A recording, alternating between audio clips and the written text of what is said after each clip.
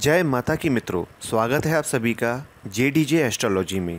मैं पंडित दिवाकर वशिष्ठ।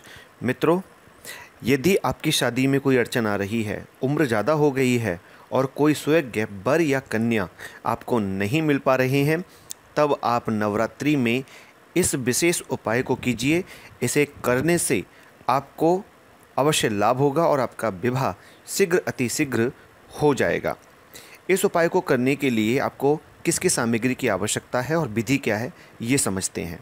देखिए, इसके लिए आपको 2 चुंदरी की ज़रूरत पड़ेगी माता रानी को ओढ़ाने के लिए, जिसमें से पहली चुंदरी होगी लाल रंग की और दूसरी चुंदरी होगी पीले रंग की। इसके अलावा आपको ज़रूरत पड़ेगी एक साबुत हल्दी की गांठ आपको चाहिए होगी, और आपको रोज़ाना 9 दिन तक जितनी आपकी उम्र है, मान लीजिए आपकी उम्र 21 वर्ष है या 22 वर्ष है, उतने ही आपको फूलों की ज़रूरत पड़ेगी, उतने ही पुष्प आपको चाहिए होंगे गिनती में। और इसके अलावा जो छठा नवरात्रा आएगा, उस दिन आपको पीले फूल की ज़रूरत पड़ेगी, उतनी ही मात्रा में, उतनी ही गिनती में। तो समझिए, जैसे कि पहला नवरात्रा है, तो आपको क्या करना है कि आपको देसी घी का एक दीपक जलाना है माता रानी के आगे, और उसके बाद लाल रंग की चुंदरी माता रानी को ओढ़ानी है।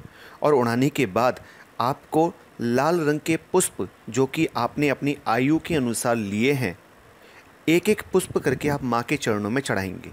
आप लड़की हैं या लड़का हैं, जो भी हैं, आपको अपनी शादी के लिए जो माँ से प्रार्थना करनी है वो ये करनी है कि आपने पहला पुष्प लिया और आपने माँ के चरणों में चढ़ाया, और चढ़ाने के बाद आपको जो बोलना है माता रानी से, वो ये बोलना है, ओम कात्यायनी देव्य नमः। मंत्र एक बार फिर से सुन लीजिए, ओम कात्यायनी देव्य नमः। ये बोलते जाइए, और एक पुष्प आपने चढ़ाया बोलने के बाद, और फिर माँ से आपने प्रार्थना की, माँ मेरी शादी करा दीजिए। फिर आपने दूसरा पुष्प उठाया और फिर मंत्र बोला, ओम कात्यायनी देव्य नमः। फिर आपने चढ़ा दिया, फिर आपने, माँ मेरी शादी करा दीजिए। ठीक है ना। हर पुष्प के साथ ये मंत्र बोलना है, और पुष्प चढ़ाने के बाद आपको माँ से यही प्रार्थना करनी है, माँ मेरा विवाह करा दीजिए। ये आपको नियम करना है, और आपको रोज़ाना इसी नियम को निभाना है। और जब छठी यानी कि छठवां जो नवरात्रा होगा, उस दिन आपको क्या करना है, उस दिन आपको पीले रंग की जो चुंदरी आपने ली है वो माता रानी को चढ़ानी है, ओढ़ानी है, और जो आपने एक हल्दी की गांठ साबुत ली है वो माता रानी को चढ़ा देनी है देसी घी का दीपक जलाने के बाद। और इस दिन आप पीले रंग के पुष्प लेंगे, और पीले रंग के पुष्प लेकर के इसी विधि से ओम कात्यायनी नमः कहते हुए एक एक करके पुष्प चढ़ाएंगे। और हर पुष्प को चढ़ाने के बाद माता कात्यायनी जी से ये प्रार्थना करेंगे कि माँ मेरी आप शीघ्र अतिशीघ्र शादी करा दीजिए, मेरा विवाह करा दीजिए। मित्रों, इस विधि से आप नवरात्रि में माँ भगवती की पूजा करिए।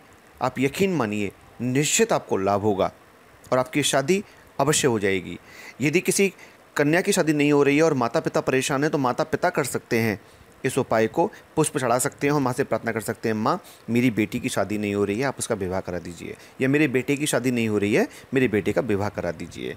तो इस नियम को कोई भी कर सकता है, इस पूजा को कोई भी कर सकता है। तो आशा करते हैं यह वीडियो आपको पसंद आएगी और आप इससे लाभ लेंगे। मिलते हैं एक नई जानकारी के साथ, तब तक के लिए नमस्कार।